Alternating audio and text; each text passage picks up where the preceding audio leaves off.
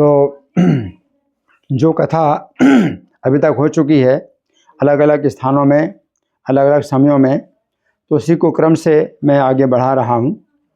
तो कल रात में जो कथा हुई थी वो बालकांड समाप्त हो चुका था, और इसमें परशुराम जी के साथ जो श्री राम का संवाद था वो बड़ा अद्भुत हम लोगों ने सुना।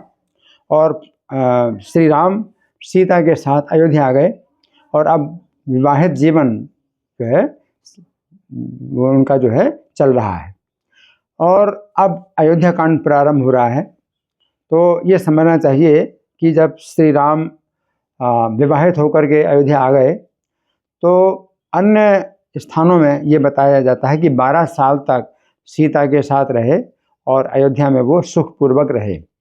अब उनका जो है जो वनवास का समय जब आता है तो श्री राम जो है 27 वर्ष के हो गए। 15 साल में उनका विवाह हुआ था, 12 साल वे सीता के साथ रहे अयोध्या में, और अब 27 वर्ष के हो गए हैं। और अब क्या हुआ कि उनके राज्याभिषेक की तैयारी शुरू हो रही है, और उसी में ही उनको वनवास होने वाला है। तो ये हम कथा सुनेंगे।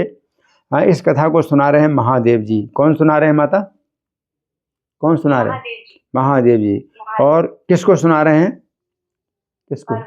पार्वती जी को। हाँ, अंदाजा से भी आप बता सकते हैं पार्वती को सुना रहे हैं। तो महादेव जी सुना रहे हैं, पार्वती, एक दिन जब श्री राम संपूर्ण आभूषणों से विभूषित थे, श्री राम संपूर्ण आभूषणों से विभूषित थे, अपने अंतःपुर के आंगन में एक रत्न के सिंहासन पर सुखपूर्वक बैठे हुए थे।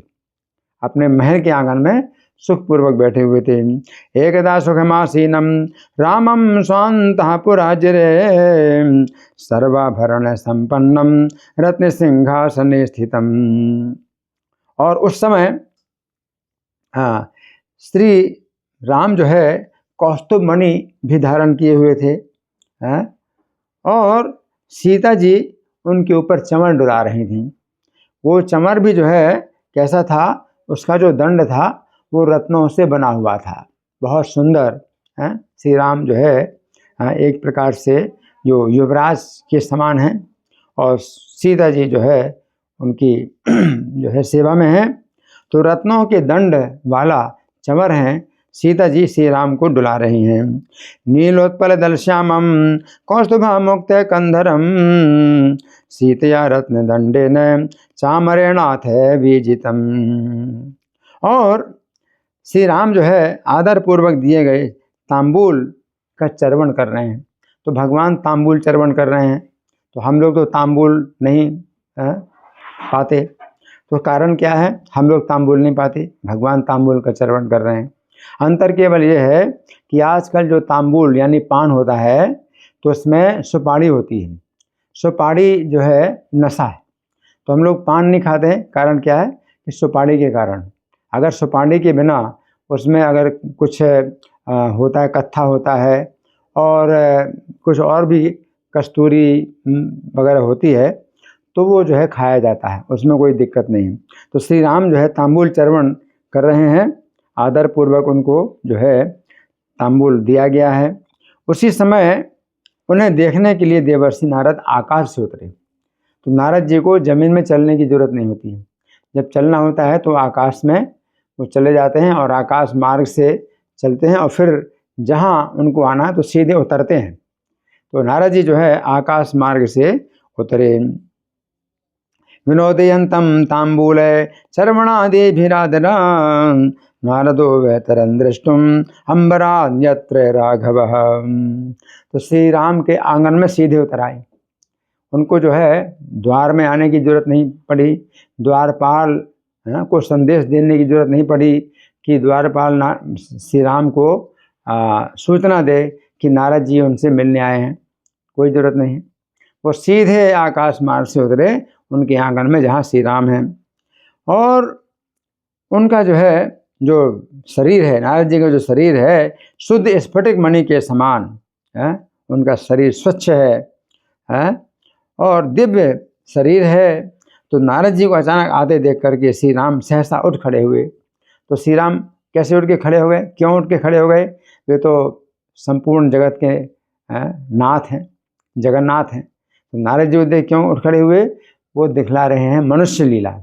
और मनुष्य क्या जो है, क्या कर्तव्य होता है, एक राजा का क्या कर्तव्य होता है कि नारद जी जैसे विरक्त जो साधु हैं, महात्मा हैं, उनके आते ही वो खड़ा हो जाए। तो श्री राम मनुष्य लीला कर रहे हैं। तो आदर्श मनुष्य की लीला करते हुए श्री राम क्या करते हैं? खड़े हो जाते हैं।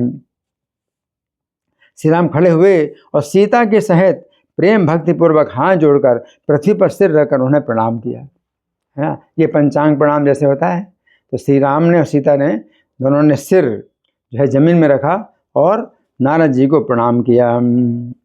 सुदिस्फटिक संकाशः शरच्चंद्र एवामलः अतर्कितम उपाया तो नारदो दिव्य दर्शन संदृष्ट्वा सहसोत्थाय रामा प्रीत्या कृतांजलि ननाम शिरसा भूमो सीतया सह भक्तिमान। फिर श्री राम ने परम प्रीतिपूर्वक नारद जी से कहा, हे मुनि श्रेष्ठ, हम जैसे विषयासक्त संसारी मनुष्यों के लिए आपका दर्शन अत्यंत दुर्लभ है ना। इस प्रकार से भगवान जो है एक आदर्श मनुष्य की भूमिका निभा रहे हैं।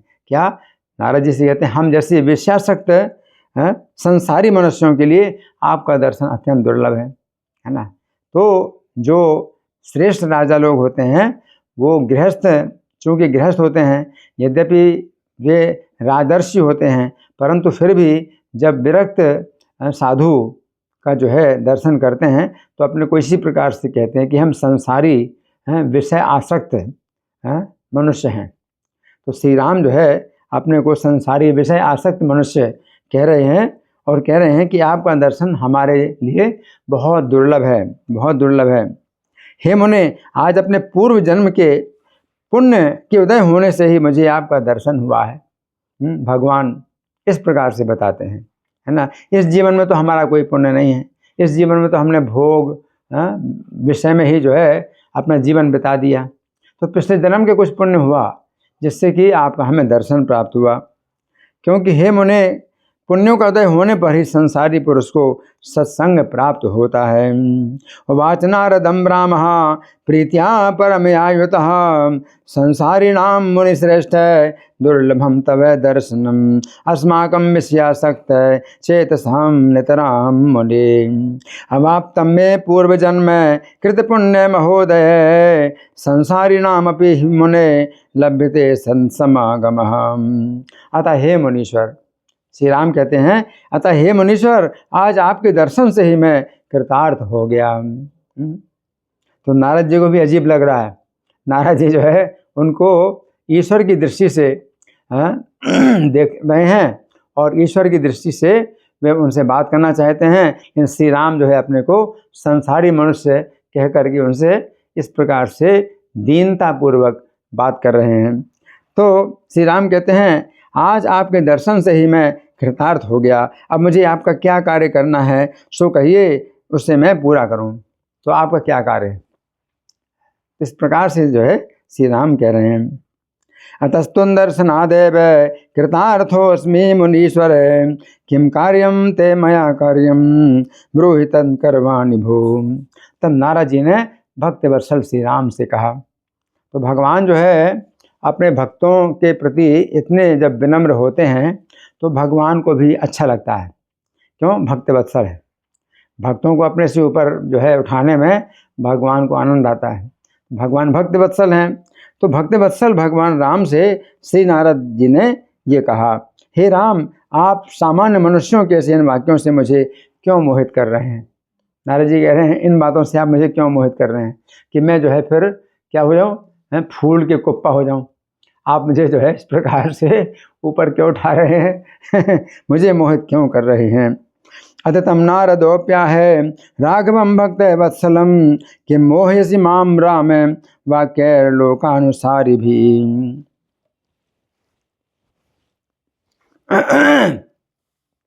कि आप जो है लोक शिक्षा देने के लिए आप इस प्रकार की जो बातें बोल रहे हैं, तो ये आप मुझे मोहित कर रहे हैं इस प्रकार से, आप क्यों कर रहे हैं? इसका मतलब ये भी है कि जब सीता और राम अगर एकांत में हैं तब तो ईश्वर भाव से वो बात कर सकते हैं, क्योंकि सामान्य लोग इस समय नहीं है। एकांत में अगर आए हैं नारद जी, तो श्री राम और सीता जो है अपने को ईश्वर मान करके बात कर सकते हैं। तो नारद जी कहते हैं आप मुझे क्यों मोहित कर रहे हैं? संसार को जो है अगर आप इस प्रकार से करते हैं तो अच्छा है, क्योंकि संसारियों के लिए ये शिक्षा की बात है। आप मुझे क्यों मोहित कर रहे हैं? नारद जी कहते हैं हे विभु, आपने जो ये कहा कि मैं संसारी हूँ तो ठीक ही है। अब नारद जी जो है भगवान की इन बातों का दूसरे प्रकार से अर्थ निकाल रहे हैं। आपने कहा जो संसारी हूँ तो ठीक ही है, क्योंकि संपूर्ण संसार के जो आदि कारण है वो माया आपकी गृहिणी है। तो पूरे संसार के आदि कारण है तो जो है माया आपकी गृहिणी है। संसार्यहम इति प्रोक्तम सत्यमें तत्त्वया विभो जगताम आदिभूताया सा माया गृहिणी तव। हे प्रभु, आपकी सन्निधि मात्र से ही उस माया से ब्रह्म आदि सब प्रजा उत्पन्न होती है। अगर आप संसारी हैं तो आप कैसे संसारी हैं? ब्रह्मा तक को उत्पन्न करने वाले, सबको उत्पन्न करने वाले आप गृहस्थ हैं। अगर आप गृहस्थ हैं तो ऐसे गृहस्थ हैं कि ब्रह्मा शंकर तक जो है आपके द्वारा उत्पन्न होते हैं। तो आप संसारी अगर कहते हैं, इस प्रकार से संसारी हैं। और सत्वगुण, रजोगुण, तमोगुण मई जो माया है आपके आश्रित होकर के वो क्या करती है कि इन तीनों लोगों को उत्पन्न करती है।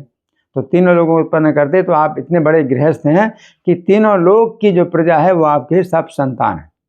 तो भगवान कहते भी है ना कि तासाम अहम महद्योनिर अहम बीज प्रधापिता, है ना। सत्वम उसमें क्या है कि सर्व योनिषु कौन्ते मूर्तियाँ संभवंतिया तासाम ब्रह्म महद्योनिर अहम बीज प्रधापिता। तो मैं जो है पिता हूँ सबका। तो आप संसारी अगर हैं, गृहस्थ अगर आप हैं, तो आप कैसे गृहस्थ हैं? जो त्रिगुणमयी जो प्रकृति, भौतिक प्रकृति है, वो आपकी पत्नी है और आपके आदेश से, आपकी अध्यक्षता में वो उत्पन्न करती है चर अचर सब प्रकार के जीवों को। मैं अध्यक्षेण प्रकृति सोयते सचराचरम। तो मेरी अध्यक्षता में प्रकृति चर अचर सब उत्पन्न करती। तो आप ऐसे गृहस्थ हैं, आप ऐसे संसारी हैं।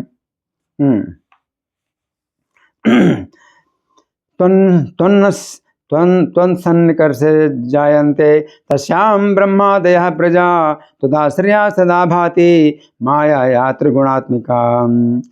सुतेजस्रं शुक्ल कृष्ण लोहिता सर्वदा प्रजा लोकत्रय महागेहे गृहस्थस्त्वम् उदाहृतः। इस प्रकार से आप गृहस्थ हैं, सामान्य गृहस्थ नहीं हैं। सामान्य गृहस्थ के तो 2-3 बच्चे होते हैं और कहते हैं वही बहुत ज़्यादा हैं, 2-3 बच्चे से ज़्यादा ज़रूरत नहीं है। लेकिन आपके ऐसे बच्चे हैं कि तीनों लोग जो है आपकी जो है संतान हैं। आप भगवान विष्णु हैं और जानकी जी लक्ष्मी हैं, है ना। तो आप गृहस्थ तो हैं, लेकिन कैसे गृहस्थ हैं? आप भगवान विष्णु हैं और जानकी जी लक्ष्मी जी हैं। और अगर आप शिव हैं तो जानकी जी पार्वती हैं। अगर आपने शिव रूप धारण किया है तो जानकी जी ने पार्वती का रूप धारण किया है। अगर आप ब्रह्मा हैं तो जानकी जी सरस्वती हैं, और आप सूर्यदेव हैं तो जानकी जी प्रभा हैं। सूर्य के साथ में प्रभा रहती है हमेशा, है ना। शंकर के साथ हमेशा पार्वती रहती है। उसी प्रकार से सीता जो है आपके साथ हमेशा रहती हैं। तुम विष्णु जानकी लक्ष्मी शिवस्तुम जानकी शिवा ब्रह्मा तुम जानकी वाणी सूर्यस्तुम जानकी प्रभा। आप चंद्रमा हैं तो जानकी जी क्या हैं? रोहिणी देवी, हमेशा उनके साथ रहती हैं। आप इंद्र हैं तो सीता सची देवी हैं, उनके साथ रहती हैं सची देवी। आप अग्नि हैं तो सीता जी क्या हैं? स्वाहा हैं। भवान शशांकः सीता तो रोहिणी सुविलक्षणा शक्रस्तुमेव पौलोमी सीता स्वाहा नलो भवान। हे प्रभु, आप सबके काल रूप यम हैं। अगर आप यमराज हैं सबके काल, तो सीता जी क्या हैं? संयमिनी। आपके साथ में सीता जी संयमिनी है। हे जगन्नाथ, आप निर्ऋति हैं तो जानकी जी तामसी हैं। यमस्तुम काल रूपश्च सीता संयमिनी प्रभो निर्ऋतिस्तुम जगन्नाथ है तामसी जानकी शुभा। हे राम, आप वरुण हैं तो ये जानकी जी भृगु की कन्या वारुणी है, और आप वायु हैं तो सीता जी सदा गति हैं। वायु के साथ में सदा गति रहती है ना। तो अगर आप वायु हैं तो सीता जी सदा गति हैं। राम त्वमेव वरुणो भार्गवी जानकी शुभा, वायुस्तम राम सीता तो सदा गति इति रीता। हे राम, आप कुबेर हैं, अगर आप कुबेर हैं तो सीता जी आपकी संपत्ति हैं। कुबेर के पास हमेशा संपत्ति रहती है। और आप अगर रुद्र हैं तो सीता जी रुद्राणी हैं। कुबेरस्तुम राम सीता सर्व संबंध प्रकीर्तिता, रुद्राणी जानकी प्रोक्ता रुद्रस्तुम लोकनाशकृन्। हे राघव, निस्संदेह संसार में जो कुछ पुरुषवाचक है सो आप हैं, और स्त्रीवाचक सब जानकी हैं। अतः हे देव, त्रिलोकी में आप दोनों के त्र और कुछ भी नहीं है। सिया राम में सब जग जानी, है ना। तो लोक स्त्रीवाचकम यावत् तत्सर्वं जानकी शुभा, पुण्नामवाचकम यावत् तत्सर्वं त्वं ही राघव। आप तो फिर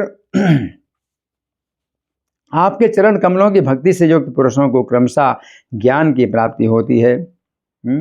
तो भक्ति से ही ज्ञान प्राप्त होता है। तो गीता में भगवान कहते हैं, भक्त्या माम अभिजानाति यावान यश्चास्मि तत्वतः। भक्ति से ही कोई व्यक्ति मुझे जान पाता है कि मैं कौन हूँ और कैसा हूँ। तो यहाँ नारद जी कहते हैं, आपके चरण कमलों की भक्ति से युक्त पुरुषों को ही क्रमशः ज्ञान की प्राप्ति होती है। अतः जो पुरुष आपकी भक्ति से युक्त है वही वास्तव में मुक्ति का पात्र होता है। तत्पाद भक्ति युक्ता नाम विज्ञानम भवति क्रमात्, तस्मात् त्वं भक्ति युक्ताय मुक्ति भाजस्त एव ही।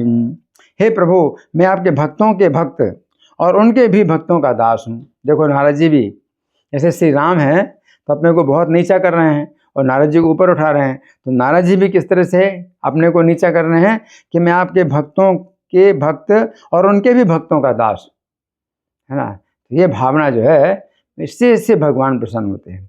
भगवान को दीनता प्रिय है, अभिमान से द्वेष। अगर हम अभिमान करते हैं कि मैं बड़ा भक्त हूँ, है ना, तो भगवान को जो है नफरत होती इस बात से। तो नारद जी भी क्या कहते हैं, मैं आपके भक्तों के भक्त और उनके भी भक्तों का दास हूँ, अतः आप मुझे मोहित ना कर मुझ पर अनुग्रह कीजिए। इसलिए आप मुझे मोहित मत करो। क्या मोहित मत करो कि आपके दर्शन से हमारा जो है जीवन कृतार्थ हो गया, हमारे पिछले जन्म के पुण्य होंगे, आपका दर्शन हो रहा है। तो कहते हैं आप मुझको मोहित ना करिए, मैं आपके भक्तों के भक्त और उनके भी भक्तों का दास हूँ।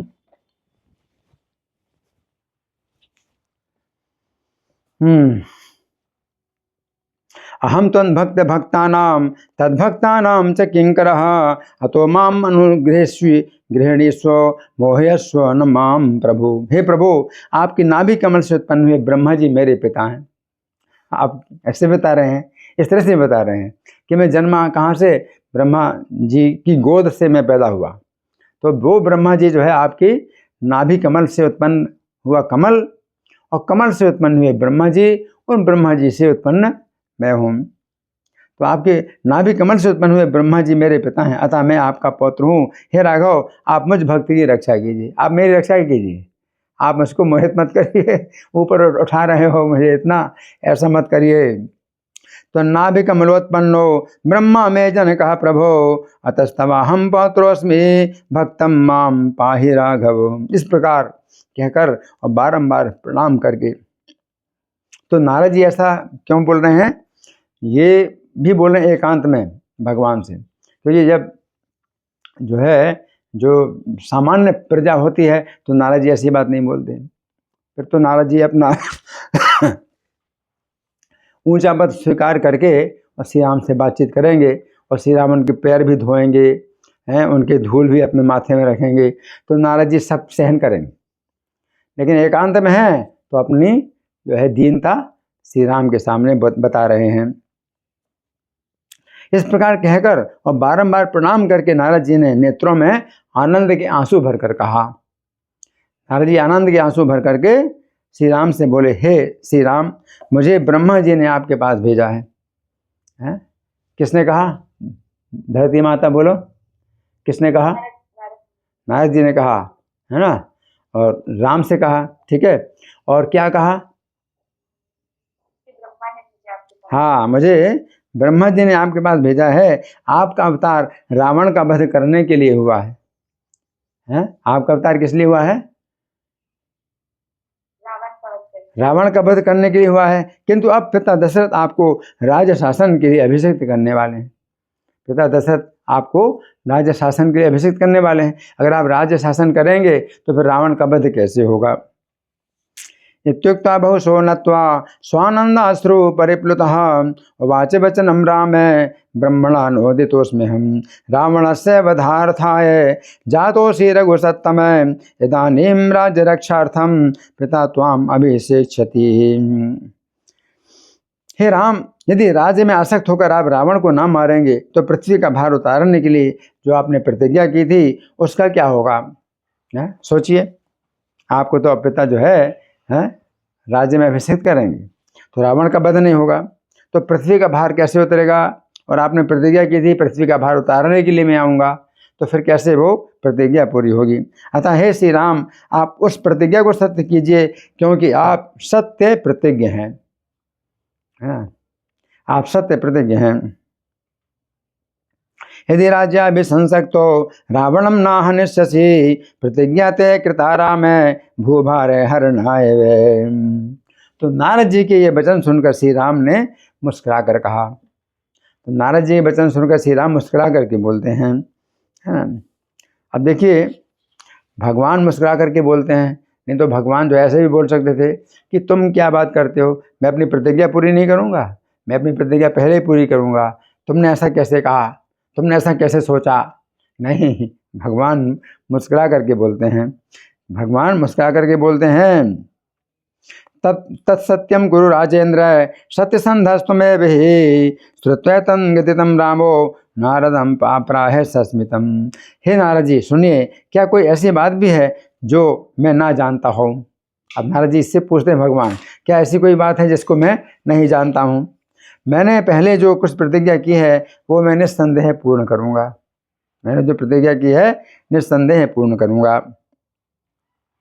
शृणु नारद मे किंचन विद्यते अविदितं क्वचिन् प्रतिज्ञातं च यत्पूर्वं करिष्ये तन्न संशयः। तो भगवान अब नारद बोल रहे हैं। नारद मतलब जैसे ब्रह्मा जी जो है पिता हैं नारद जी के, और ब्रह्मा जी के पिता श्री राम हैं, और नारद जी भेजे गए हैं, ब्रह्मा जी के द्वारा भेजे गए हैं, अपने पिता के द्वारा भेजे गए हैं, और पिता के पिता से बात कर रहे हैं। तो अब पिता के पिता नारद जी को क्या बोलते हैं? नारद। अब नारद इस तरह से बोल रहे हैं, पिता के पिता हैं। तो हे नारद, क्या कोई ऐसी बात है जिसे मैं नहीं जानता हूँ? शृणु नारद मे किंचन विद्यते विदितं क्वचिन् प्रतिज्ञातं च यत्पूर्वं करिष्ये तन्न संशयः। किंतु काल क्रम से जिन जिन का प्रारब्ध क्षीण होता जाएगा उन दैत्यों को ही मारकर मैं क्रमशः पृथ्वी का भार उतारूंगा। तो भगवान क्या कह रहे हैं कि असुरों का भी मैं वध करूंगा, तो किस समय वध करूंगा? जिस समय उनका प्रारब्ध क्षीण होगा, यानी उनकी जब जो है मृत्यु निकट आएगी तो मैं उनको मारूंगा। तो भगवान हर चीज़ का जो है ध्यान रखते हैं। कोई भी कार्य है तो समय से पहले नहीं करते भगवान, ठीक समय पर हर कार्य करते हैं। तो भगवान कहते हैं कि इन असुरों का भी जो है, जो पृथ्वी के भार हैं, उनका भी जो है जिस समय मृत्यु का समय आएगा उसी समय मैं मारूंगा और पृथ्वी का भार उतारूंगा। किंतु कालानुरोध है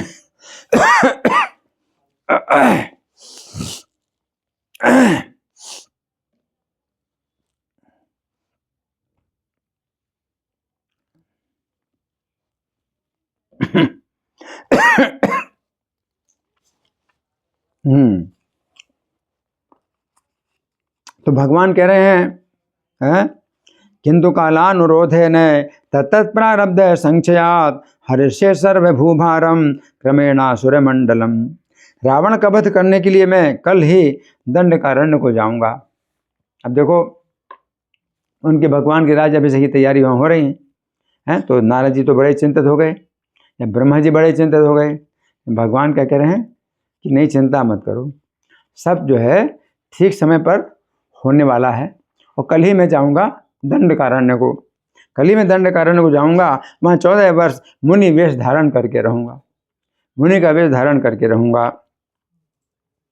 रावणस्य विनाशार्थम शोगंता दंड कारणम चतुर्दश समास तत्र हिषित्वा मुनिवेश धृ। उस दुष्ट को सीता हरण के बहाने मैं कुटुंब के सहित नष्ट कर दूंगा। तो सीता हरण का एक कारण बना करके मैं उसका कुटुंब सहित विनाश करूंगा। श्री राम के इस प्रकार प्रतिज्ञा करने पर नारद जी अति प्रसन्न हुए। सीतामसेन तम दुष्टम सकुलम नाशयाम्यहम एवं रामे प्रतिज्ञाते नारद प्रमुमोद। तब उन्होंने श्री राम की 3 परिक्रमाएं की। अब नारद जी उसी प्रकार से कर रहे हैं कि मैं आपके पुत्र का पुत्र हूँ, तो अपने पिता के पिता की परिक्रमा कर रहा हूँ। तो उस समय नारद जी ने श्री राम की 3 परिक्रमाएं की। उन्हें दंडवत प्रणाम कर उनकी आज्ञा लेकर आकाश मार्ग से देवलोक को चले गए। प्रदक्षिण त्रयं कृत्वा दंडवत प्रणिपत्यतम अनुज्ञातश्च रामेण यजो देवे गतिम मुनिः। अब आपने जो सुना है, इसका भी जो है महात्म्य है। मैंने जो पढ़ा है और आपने जो सुना है नारद और श्री राम का संवाद, इसका महात्म्य है। इस महात्म्य को सुनो। इसका महात्म्य क्या है? जो मनुष्य नारद और श्री राम के संवाद को नित्य भक्तिपूर्वक पढ़ता है, सुनता है या स्मरण करता है, कोई पढ़ता है, कोई सुनता है, कोई स्मरण करता है। तो मैं पढ़ रहा हूँ, आप लोग सुन रहे हैं, और कोई स्मरण कर रहा है, कोई दूर से भी सुन रहा है। वो वैराग्य पूर्वक क्रमशः देवताओं को अत्यंत दुर्लभ भगवत धाम प्राप्त कर लेता है। हरि बोल। संवादम पठति शृणोति संस्मरेद्वा यो नित्यं मुनिवर रामयो सभक्त्या संप्राप्नोत्यमर सुदुर्लभम विमोक्षम कैवल्यम विरति पुरः शरम क्रमेण।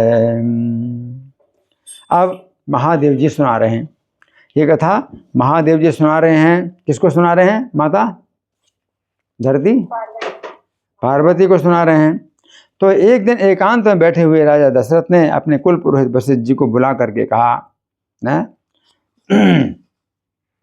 अथ राजा दशरथः कदाचिन् रहसि स्थितः वसिष्ठं स्वकुलाचार्यम् आहूयेदम् अभसत।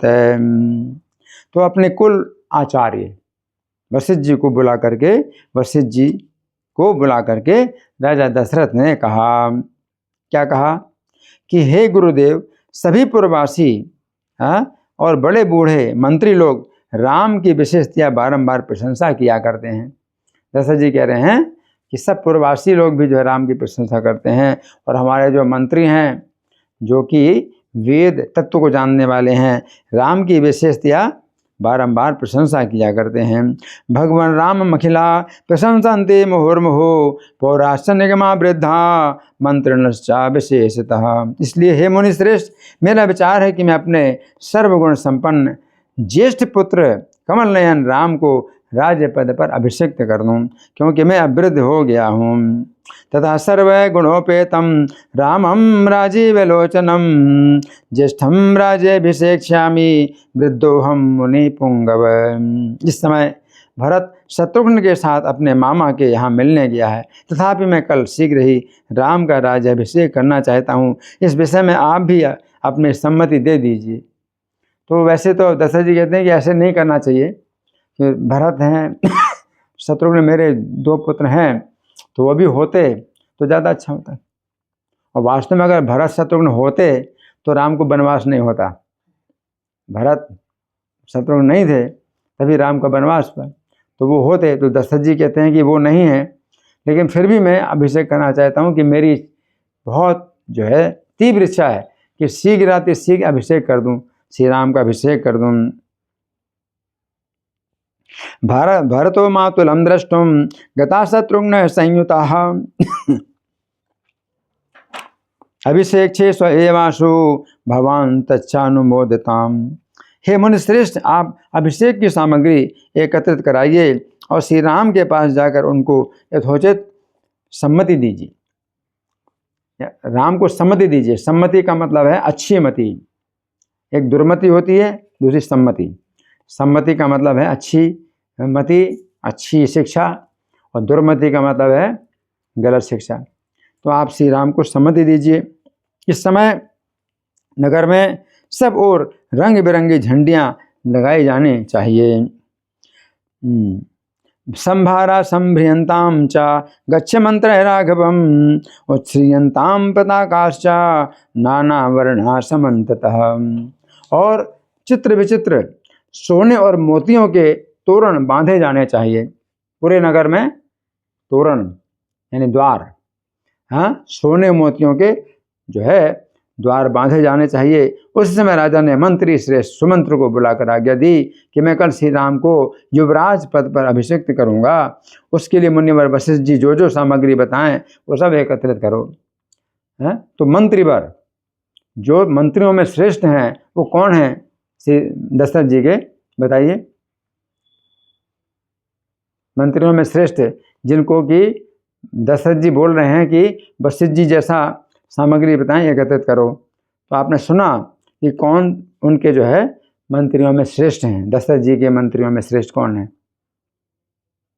सुना किसी ने? कोई नहीं बताएगा? सुना है? करके है, मैं अभी सुने वाला था, थोड़ा शायद स्किप हो गया, लेकिन सुमन करके है। हाँ, सुमंत्र। हाँ, धन्यवाद। सुमंत्र उनके जो है मंत्रियों में श्रेष्ठ मंत्री हैं सुमंत्र।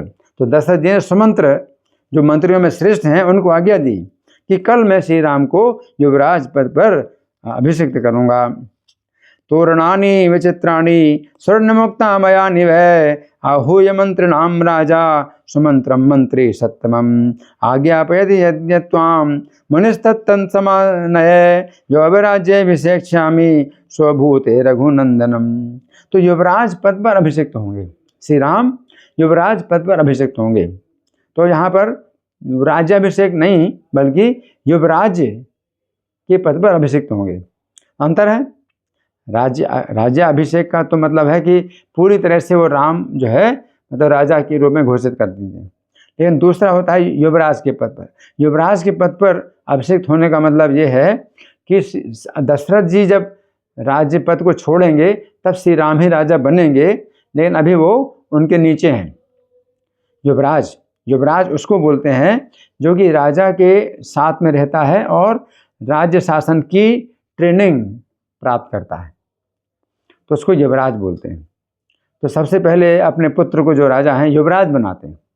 तो राजा की आज्ञा से राज का जितना कार्य है युवराज करता है, राजा की देख रेख में करता है और इस प्रकार से उसको प्रशिक्षण प्राप्त होता है। तो बड़ा जो है ये गंभीर विषय होता है कि एकदम से किसी को राजा बना दिया जाए और वो जो है उल्टा सीधा सब काम करे। प्रजा की कितनी रक्षा होगी, प्रजा को कैसे सही दिशा प्राप्त होगी, और इस जीवन में और अगले जीवन में भी प्रजा की रक्षा का कार्य राजा का होता है। केवल ये नहीं कि भाई इस जीवन में तो खूब खाओ पियो मौज करो, हैं, तो जैसे आजकल बोट होते हैं तो इसी तरह से भाई कि खूब सुविधाएं मिलें, और अगले जन्म में क्या है कुत्ते बनेंगे बिल्ली बनेंगे, इसकी क्या चिंता किसी को ना। तो राजा की जो है जिम्मेदारी होती है प्रजा की रक्षा, इस जीवन में भी और अगले जीवन में भी अच्छी गति प्राप्त हो। तो युवराज पद पर आज्ञापयति यद्यत्वाम मुनिस्तत्समानय युवराज्याभिषेक्ष्यामि स्वभूते रघुनंदनम। तो कल जो है मैं जो है युवराज पद पर अभिषेक करूंगा श्री राम का। तो राजा दशरथ से बहुत अच्छा कहकर सुमंत्र ने हर्षपूर्वक मुनिवर से कहा। तो मुनिवर कौन है? सुमंत्र ने मुनिवर से हर्षपूर्वक कहा। मुनिवर कौन है? मुनिवर वशिष्ठ मुनि, मुनियों में श्रेष्ठ वशिष्ठ मुनि जो है गुरु हैं, राजगुरु उनको कहते हैं, या कुल पुरोहित हैं, राज पुरोहित, ये सब उनके शब्द होते हैं। तो कुल पुरोहित या जो है मुनिवर वशिष्ठ जी से कहा कि मैं क्या करूं। तब ज्ञानियों में श्रेष्ठ महातेजस्वी वशिष्ठ जी ने उनसे कहा, तथेति हर्षात् सा मुनिम करो किम करो मित्य भाषते तमुवाचे महातेजा वशिष्ठो ज्ञानी नाम बरह। कल प्रातःकाल मध्य द्वार पर सुवर्ण भूषण भूषित 16 कन्याएं खड़ी रहनी चाहिए। वशिष्ठ जी ने कहा 16 कन्याएं सोने के आभूषणों से आभूषित करके 16 कन्याएं जो है मध्य द्वार पर प्रातःकाल खड़ी होनी चाहिए। और प्रातःकाल क्या समय होता है? प्रातःकाल का समय कितने बजे से कितने बजे तक होता है? नहीं पता ना। 5:46 से 8:10 का समय, 2 घंटा 24 मिनट का समय क्या होता है? क्या होता है? प्रातःकाल होता है ना। तो प्रातःकाल 16 कन्याएं हैं मध्य द्वार पर सुवर्ण आभूषणों से भूषित खड़ी रहनी चाहिए और सुवर्ण और रत्न आदि से विभूषित ऐरावत के कुल में उत्पन्न एक 4 दांतों वाला हाथी रहना चाहिए। ऐरावत के कुल में उत्पन्न है तो उसके 4 दांत, ऐरावत के कुल में अगर उत्पन्न है दांत हाथी तो 4 दांत, वैसे 2 दांत होते हैं हाथी के, 4 दांतों वाला हाथी रहना चाहिए। नाना तीर्थों के जल से पूर्ण हजारों सोने के कलश मंगवाए जाएं। कितने कितने तीर्थों के जल से भरे हुए सोने के कलश मंगवाए जाएं। स्वप्रभाते मध्य कक्षे कन्यका स्वर्ण भूषिता तिष्ठन्तु षोडश गजाः स्वर्ण रत्नादि भूषितः चतुर्दन्तः समायातु ऐरावते कुलोद्भवः नाना तीर्थोदके पूर्णा स्वर्ण कुंभा सहस्रशः। और 3 नए व्याघ्र चर्म ला करके रखो। व्याघ्र चर्म है, व्याघ्र चर्म का क्या मतलब? व्याघ्र चर्म, चर्म का अर्थ क्या है? खाल है ना, खाल। और व्याघ्र का मतलब बाघ है, तो बाघ की खाल ये किस लिए होती है? आसन, बैठने के लिए आसन होता है। बाघ की खाल जो है ये आसन होता है बैठने के लिए। तो 3 व्याघ्र चर्म, नए व्याघ्र चर्म लाकर रखो और मुक्तामणि सुशोभित रत्न दंड युक्त एक श्वेत छत्र लाओ। जो ऐसा छत्र लाओ सफ़ेद वाला जिसमें कि दंड कैसा है? मुक्तामणियों से विभूषित है, ऐसा रत्नों का दंड एक श्वेत छत्र लाओ। स्थाप्यन्ताम नवव्याघ्र चर्माणि त्रीणि चानय श्वेतच्छत्रम रत्नदंडम मुक्तामणि विराजितम। अनेकों दिव्य मालाएं हैं और दिव्य वस्त्र और दिव्य आभूषण लाकर रखे जाने चाहिए। और अभिषेक स्थान पर भली प्रकार सम्मान किए हुए अनेकों मुनिजन हाथ में कुशा लिए उपस्थित रहें। सम्मानित होकर के मुनि लोग आए हैं, हाथ में क्या लिए है? वो कुशा, कुशा जो है हाथ में लिए हुए उपस्थित रहें। दिव्यमाल्यानि वस्त्राणि दिव्यान्याभरणानि च मुन्या सत्कृतास्तत्र तिष्ठन्तु कुशपाणयः। अनेकों नर्तकियां होनी चाहिए और मुख्य मुख्य वारांगनाएं और गायक हों और वेणुवादक हों और कुशल बाजे बजाने वाले भी महाराज दशरथ के आंगन में गाना बजाना करेंगे। नर्तकियां हैं, वारांगनाएं हैं और वेणुवादक हैं और बाजे बजाने वाले। कहाँ पर गाना बजाना करेंगे? कहाँ पर करेंगे?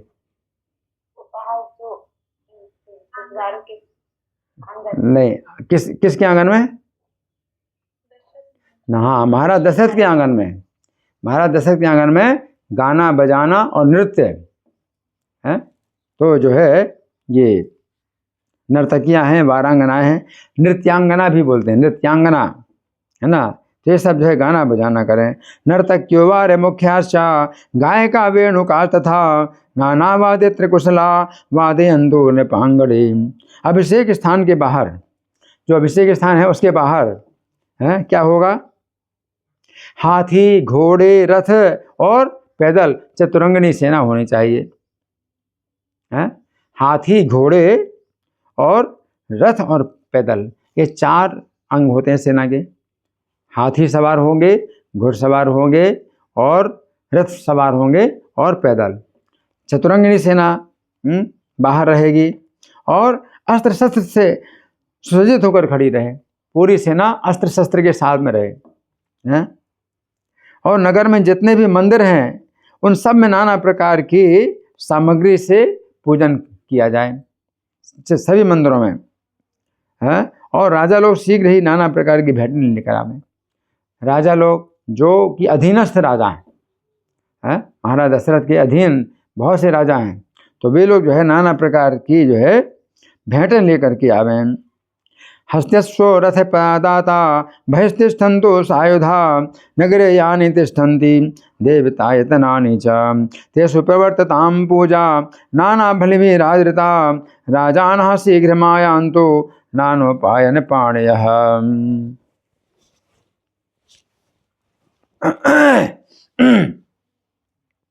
तो ये सब बातें कौन बता रहे हैं? कौन बता रहे हैं ये सब बातें? हैं? वशिष्ठ मुनि बता रहे हैं। किससे बता रहे हैं? सुमंत्र से बता रहे हैं कि ये सब जो है व्यवस्था होनी चाहिए। तो राजा राजमंत्री सुमंत्र को, ये सुमंत्र जो है राजमंत्री कहलाते हैं, मंत्रियों के राजा या मंत्रियों में श्रेष्ठ राजमंत्री सुमंत्र को इस प्रकार आज्ञा दे करके वशिष्ठ जी स्वयं श्री राम के पास परम सुंदर महल में गए, राम के भवन में गए। इत्यादि से मुनि श्रीमान सुमंत्रम नृप मंत्रिणम स्वयं जगाम भवनम राघवश्याति शोभनम। तो मुनि श्रेष्ठ वशिष्ठ जी ने रथ पर चढ़कर श्री राम के महल की 3 पौड़ियां पार की और फिर पृथ्वी पर उतर पड़े। तो रथ पर चढ़े हैं तो 3 पौड़ियां तो जो है उन्होंने पार कर ली और अब जो है अब पृथ्वी पर उतरे, रथ से नीचे उतरे वशिष्ठ जी। रथ मारोह्य भगवान वशिष्ठो मुनि सत्तमः त्रीणि कक्षान्यतिक्रम्य रथात् क्षितिम अवातर। तब आचार्य होने के कारण बिना रोक टोक के भीतर चले गए। द्वारपाल से उन्हें कुछ आज्ञा लेने की जरूरत नहीं, आचार्य हैं तो पूछते कुछ नहीं किसी को, बिना रोक टोक के अंदर चले गए। और गुरु को आया हुआ देखकर श्री राम ने तुरंत हाथ जोड़कर उनका स्वागत किया और भक्तिपूर्वक दंडवत प्रणाम किया। श्री राम है ना, बड़े विनम्र, बहुत आश्रित हैं, आज्ञा पालक सेवक हैं। तो जो है हाथ जोड़ करके स्वागत किया, दंडवत प्रणाम किया। सीता जी सुवर्ण के पात्र में जल ले आई हैं गुरु को जो है जल अर्पण करने के लिए। प्रत्युंगम में नमस्कृत्य दंडवत भक्ति संयुतः स्वर्ण पात्रेण पानीयम आनिनाया सुजानकी।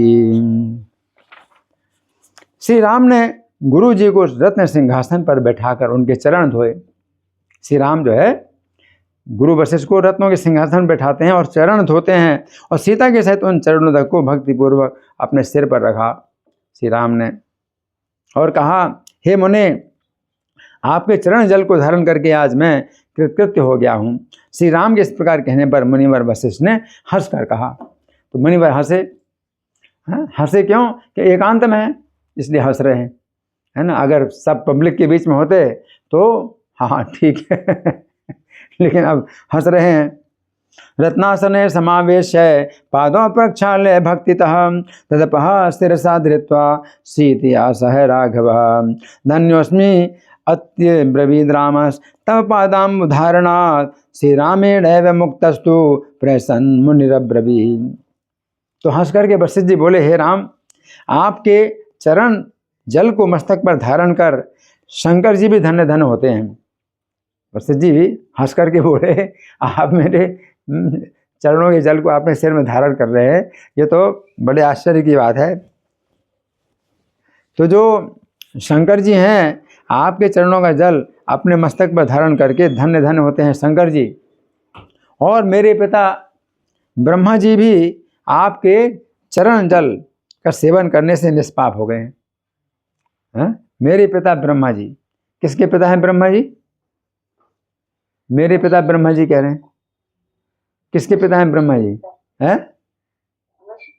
हाँ, वशिष्ठ जी के पुत्र हैं। प्राणाद वशिष्ठा संजातो, ब्रह्मा जी के प्राणों से वशिष्ठ जी का जन्म हुआ। उत्संगान नारदो यज्ञे, ब्रह्मा जी की गोद से नारद जी का जन्म हुआ। दक्षोंगुष्ठाद, अंगूठे से दक्ष का जन्म हुआ। प्राणाद वशिष्ठा संजातो, और प्राण से श्वास से वशिष्ठ जी का जन्म हुआ। तो वशिष्ठ जी जो है ब्रह्मा जी के पुत्र हैं। तो ब्रह्मा जी वशिष्ठ जी कहते हैं कि मेरे पिता ब्रह्मा जी भी आपके चरण का जल सेवन करने से निष्पाप हो गए, वो पापों से पवित्र हो गए। और अभी आप जो है कह रहे हैं कि आपने मेरे चरणों का जल सिर में धारण किया तो आप कृतकृत हो गए। तो हंस रहे हैं कि कितना विरोधाभास है। तत्पाद सलिलम धृत्वा धन्यो भून गिरिजापति ब्रह्मापि मत पिता ते ही पाद तीर्थ हता शुभ। इस समय केवल संसार को उपदेश करने के लिए ही कि गुरु के साथ किस प्रकार व्यवहार करना चाहिए आप इस प्रकार बोल रहे हैं।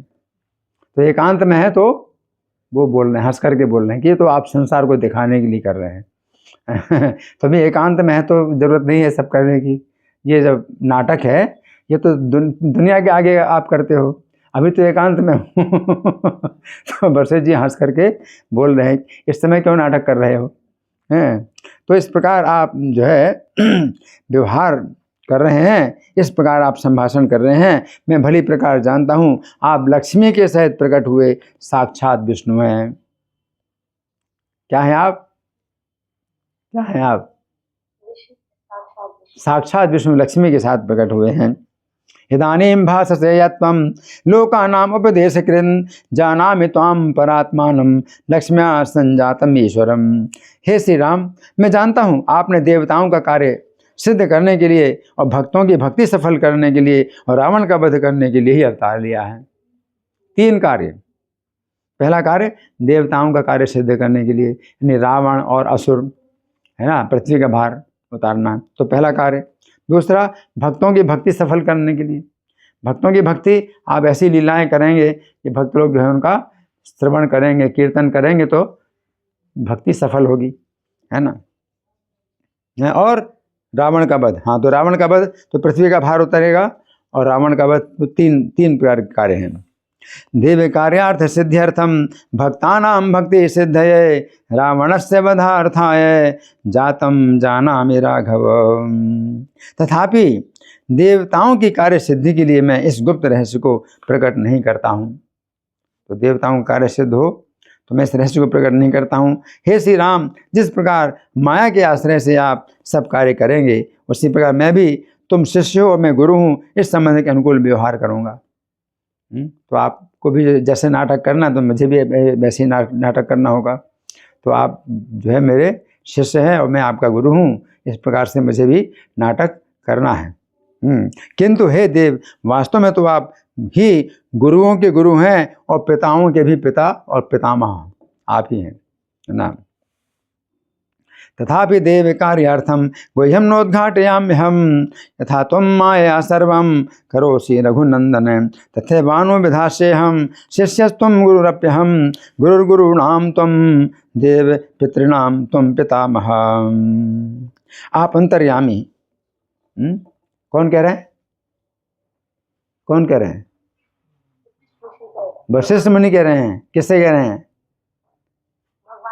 हाँ, श्री राम से कह रहे हैं आप अंतर्यामी और मनवाणी से परे हैं। मनवाणी से परे हैं और स्वेच्छा से ये जो है आपने शरीर धारण किया है। शुद्ध सत्व में शरीर धारण कर इस लोक में अपनी योग माया से मनुष्य के समान प्रतीत होते हैं। मैं ये जानता हूँ कि पुरोहित अति निंदनीय और दूषित जीविका है। पुरोहित में जो बना हूँ तो ये निंदित है, परंतु आपके जन्म के कारण ही मैं पहले से पुरोहित हुआ हूँ। कि आप इस कुल में अवतार लेंगे, इसलिए मैं इस कुल का पुरोहित हुआ हूँ। अंतर्यामी जगन यात्रा वाहकस्त्वं मगोचरः शुद्ध सत्त्वमयं देहं धृत्वा स्वाधीन संभवं मनुष्येव लोकेऽस्मिन् भासितं योग मायया पौरोहित्यम अहम जाने विकर्यं दूरस्य जीवनम। तो भी जब पूर्व काल में ब्रह्मा जी के कहने से मुझे मालूम हुआ कि इक्ष्वाकु वंश में श्री राम का अवतार होगा तो मैं खुशी खुशी पुरोहित बन गया।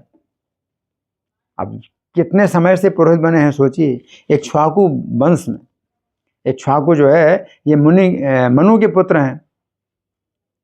इक्ष्वाकु तो उनके बाद कितने राजा हुए और वशिष्ठ मुनि जो है ज्यों के त्यों इतने प्राचीन। ब्रह्मा जी ने जब बताया इक्ष्वाकु वंश में श्री राम का अवतार होगा तब से मैं पुरोहित बना हुआ हूँ। अब दशरथ जी की आयु भी 60,000 साल हो गई है, तो कितने समय बीत चुका है। ये समझो कि इस विवस्वत मनवंतर का 7वें मनवंतर का 24वां त्रेता चल रहा है। 24वां त्रेता चल रहा है, इसमें 23 बार जो है ये चारों युग बीत चुके हैं। और वशिष्ठ जी तब से इनके क्या हैं? कुल पुरोहित। और चारों युग का समय कितना होता है? 43,20,000 साल। 43,20,000 साल में 23 से गुणा करो, फिर उसके बाद और भी एक सतयुग है और ये त्रेता चल रहा है। सतयुग 17 लाख, 17 लाख, कितना होता है? 4,32,000, 17,96,000 नहीं, 17,28,000। सतयुग 17,28,000 साल का होता है, वो और जोड़ो। तो 43,20,000 साल में 23 से गुणा करो, फिर उसमें 17,28,000 और जोड़ो, और फिर त्रेता युग का भी जो है कितना समय बीत गया ये तो पता ही नहीं।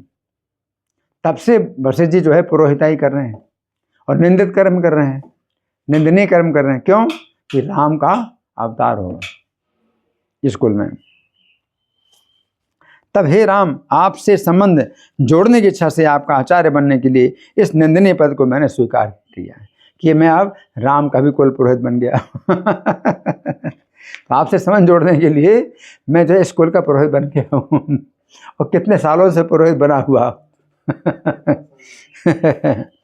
ततो हमाश्यारा में तब संबंध कांक्षया आकाशम गर्हितम अपि तवाचार्यत्वम सिद्धये। अगर भगवान का गुरु भी बन गए तो बहुत बड़ी बात है। कोई सेवक बन जाए, सेवक का सेवक बन जाए, या गुरु ही बन जाए, कोई भी कुछ भी बन जाओ तो जो है जीवन सफल हो गया। हे रघुनंदन, आज मेरी इच्छा पूर्ण हो गई। अब कितने सालों के बाद इच्छा पूरी हुई है, सोचिए। हिसाब लगाओ, 43,20,000 में 23 से गुणा करोगे, है ना। अब यदि आप गुरु ऋण से ऋण होना चाहते हैं, अब मेरा ऋण है आपके ऊपर ना, तो मेरा ऋण चुकता करो। वशिष्ठ जी कहते हैं अब मैं गुरु हूँ आपका, तो गुरु ऋण से अगर आप ऋण होना चाहते हैं तो मुझे यही दीजिए कि आपके अधीन रहने वाली आपकी महामाया मुझे मोहित ना करे। ये आप मुझे क्या दिए? ये आप मुझे मेरा ऋण चुकता करो, मेरा ऋण चुकता करो। और किस प्रकार से ऋण चुकता करो? कि आपकी जो महामाया है मुझे मोहित नहीं करेगी। क्या अद्भुत जो है बातें हैं। भगवान से कह रहे हैं मैं आपका गुरु हूँ, तो गुरु के रूप में अब मैं आपसे अपना ऋण वसूल करूँगा, मेरा ऋण चुकता करो। आपकी महामाया मुझे मोहित ना करे, ये जो है आपकी जो है वो है, तब अब ऋण से मुक्त होएंगे, आपके ऊपर ऋण चढ़ा रहेगा मेरा। माम यथा मोहेन्यव तथा कुरु रघोद्वह गुरु निष्कृत कामस्त्वं यदि देह्यते देव में। हे रघुश्रेष्ठ, इस समय प्रसंगवश मैंने ये सब बातें आपसे कह दी हैं, मैं ऐसा और कभी ना कहूँगा। अब ये बातें जो मैंने आपसे कही हैं तो प्रसंग के कारण एकांत में होने का कह दी, अब मैं आगे से ये बातें नहीं कहूँगा। ये बातें मैं नहीं कहूँगा। प्रसंगात् सर्वम अप्युक्तम नवाच्यम कुत्र चिन्मया राज्ञा दशरथेनाहम प्रेषितोऽस्मि रघुद्वः। हे श्री राम, महाराज दशरथ ने मुझे आपके पास भेजा है इस बात की सूचना देने के लिए, इस बात की सूचना देने के लिए भेजा है कि कल वे आपको राजपद पर अभिषिक्त करेंगे।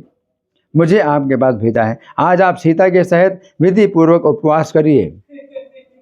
आज क्या करिए? आप सीता के साथ विधि पूर्वक उपवास कीजिए और इंद्रियों पर विजय पूर्वक पृथ्वी पर शयन कीजिए, पृथ्वी पर शयन कीजिए। और अब मैं राजा के पास जाता हूँ, आप कल प्रातःकाल वहाँ पर आइए। कृत्वा शुचिर्भूमिशायी भवराम जितेन्द्रियः गच्छामि राज सान्निध्यम त्वं दुप्रातर्गमिष्यसि। ऐसा कहकर राज पुरोहित वशिष्ठ जी रथ पर चढ़कर तुरंत ही चले गए। तब श्री राम ने लक्ष्मण जी की ओर देखकर हंसते हुए कहा। तो श्री राम जो है लक्ष्मण जी की ओर देख करके हंस रहे हैं और कहते हैं, तो लक्ष्मण जी का तो अलग अलग महल है। पहले वर्णन आया था कि लक्ष्मण जी का महल अलग है, भरत का अलग महल है, शत्रुघ्न अलग महल है। तो फिर राम के महल में लक्ष्मण कैसे? राम के महल में लक्ष्मण इसलिए क्योंकि उनकी सेवा की भावना, सेवक की भावना है। तो श्री राम की सेवा में हमेशा रहते हैं, अपना महल छोड़ करके, अपनी पत्नी को छोड़ करके राम की सेवा में रहते हैं। तो लक्ष्मण को देखकर हंसते हुए श्री राम ने कहा, इत्युक्त्वा रथमारोह्य हे राजय गुरुर्द्रुतं रामोऽपि लक्ष्मणं दृष्ट्वा प्रहसन्नम् अब्रवीत्। तो श्री राम ने हंस करके कहा, किससे कहा जी? हाँ, लक्ष्मण से कहा, हे सुमित्रा नंदन, कल मेरा युवराज पद पर अभिषेक होगा, सो मैं तो केवल निमित्त मात्र ही होऊंगा, उसके कर्ता भोक्ता तो तुम ही होगे। लक्ष्मण को कह रहे हैं, मैं तो निमित्त मात्र होऊंगा, करने वाले और भोगने वाले तुम ही हो।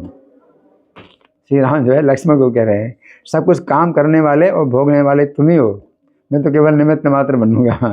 लक्ष्मण को कह रहे सौमित्र यौवराज्य में स्वभिषेको भविष्यति निमित्त मात्र महम कर्ता भोक्ता तुम एव ही, कर्ता भोक्ता तुम एव ही।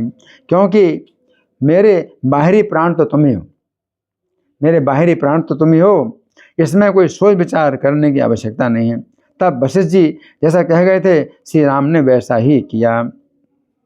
तो वशिष्ठ जी कह गए थे क्या कि उपवास करो और पृथ्वी पर शयन करो, है? तो श्री राम ने वैसा ही किया।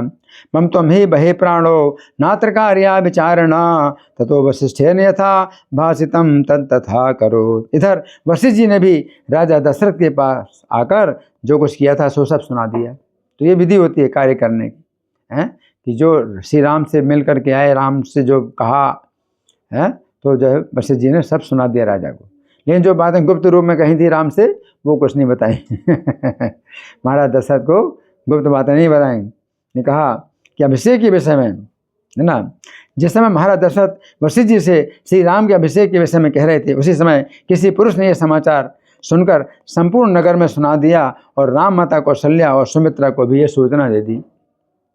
राम की माता है कौशल्या और लक्ष्मण की माता है सुमित्रा, है? तो राम लक्ष्मण साथ साथ रहते हैं, तो राम को युवराज पद मिलेगा तो लक्ष्मण भी उसमें शामिल रहेंगे।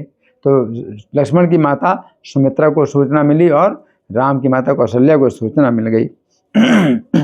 वसिष्ठोऽपि निपं गत्वा कृतं सर्वं निवेदयन् वसिष्ठस्य पुरोराज्ञया युक्तं रामाभिषेचनम् यदा तदेव नगरे श्रुत्वा कश्चित् पुमान् जगौ कौशल्याय राममात्रे सुमित्राय तथैव च।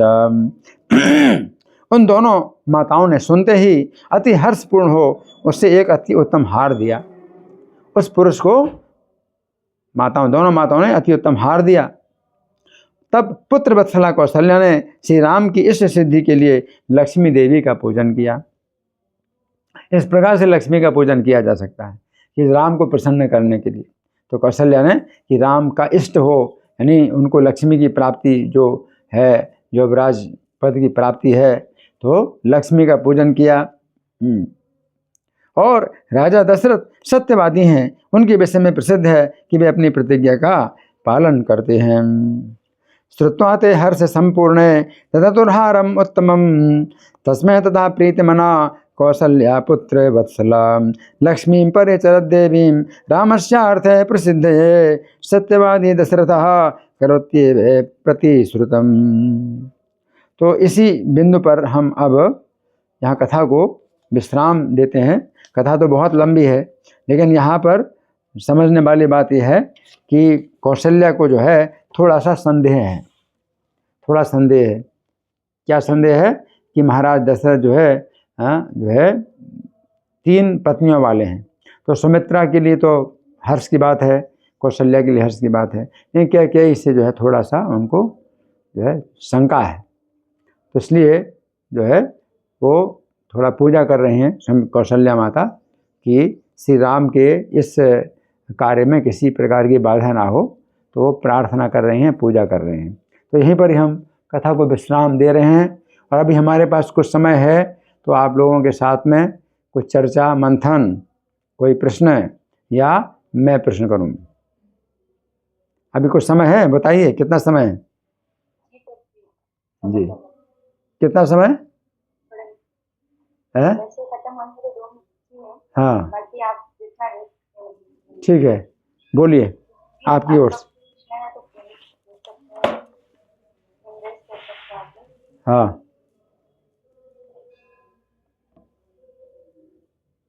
कोई प्रश्न या मैं प्रश्न करूं? मैं प्रश्न करूं? अच्छा ठीक है, मैं प्रश्न कर रहा हूं। तो बताइए, वशिष्ठ मुनि ने जब श्री राम ने उनको जो है नमस्कार किया, साष्टांग दंडवत प्रणाम किया और वशिष्ठ जी के चरणों को धोया और धोवन अपने सिर में धारण किया और कहा मैं कृतकृत्य हो गया हूँ, तो वशिष्ठ जी ने क्या उत्तर दिया श्री राम को? और हंस करके उत्तर दिया। क्या उत्तर दिया, कौन बताएगा?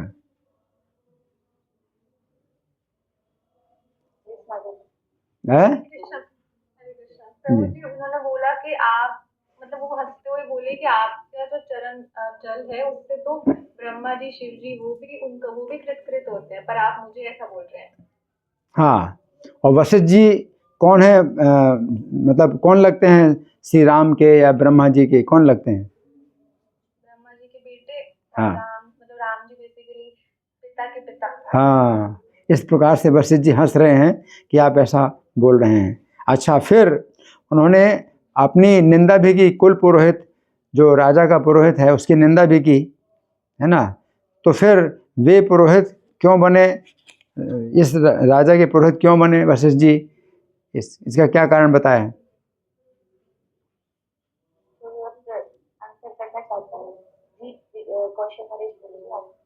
है क्या कारण?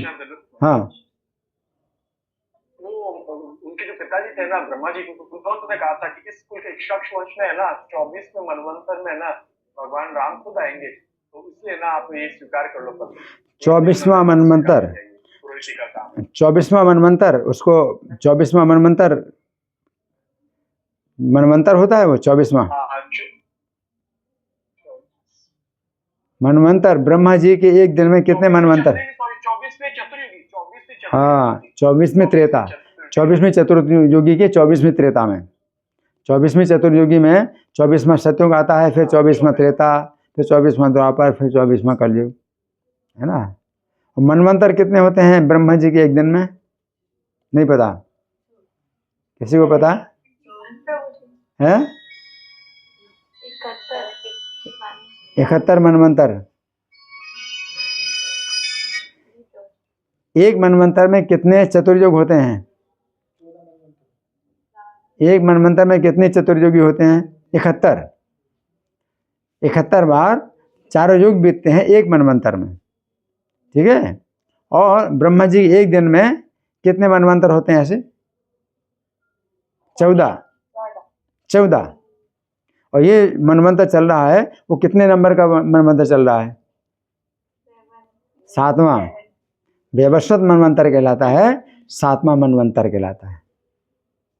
सबसे पहला मनवंतर था स्वयंभू मनवंतर, दूसरा स्वारोचिस, फिर तीसरा स्वयंभू स्वारोचिस, फिर तीसरा उत्तम, फिर चौथा तामस, फिर 5वां रैवत, फिर 6वां चाक्षुष और 7वां वैवस्वत। 7वां मनवंतर के 24वें त्रेता में श्री राम हुए हैं। तो वशिष्ठ मुनि जो है कब से इस पुरोहिताई का काम कर रहे हैं, जो कि निंदा की बात है, कब से कर रहे हैं? कितना समय बीत गया है? श्री राम के कारण पुरोहिताई का काम कर रहे हैं, कितना समय बीत गया है तब से? 24